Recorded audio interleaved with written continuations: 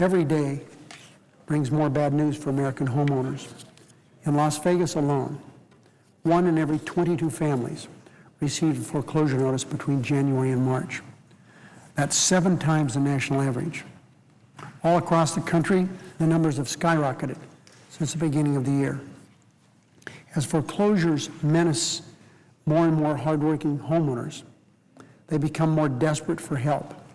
Unfortunately, schemers, swindlers, and scam artists are all too happy to pounce.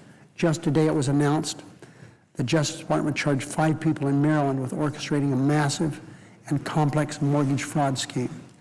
The company cheated more than 1,000 people out of more than $70 million. Now, Mr. President, there would be more of these cases filed if the authorities had more resources to do so. This week, we're going to vote on the Fraud Enforcement and Recovery Act. This bill provides critical funding and new tools to let law enforcement prosecute and punish those responsible for the mortgage and corporate frauds that have hurt countless hardworking Americans and led to the worst financial crisis in decades. Passing this bill will be a crucial step toward deterring the type of financial fraud and illegal manipulation of markets that were the root cause of the current economic crisis. Law enforcement agencies charged with protecting the American people from financial fraud are chronically understaffed. These agencies are in desperate need of personal help, Mr. President. These schemes, the one mentioned in Maryland, are ones where people have to be involved.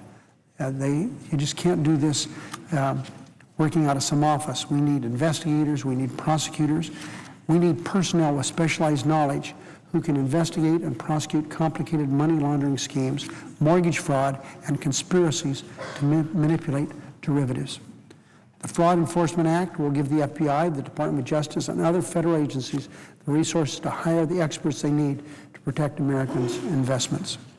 This bill would update federal fraud statutes to include mortgage lending businesses that are not directly regulated or insured by the federal government.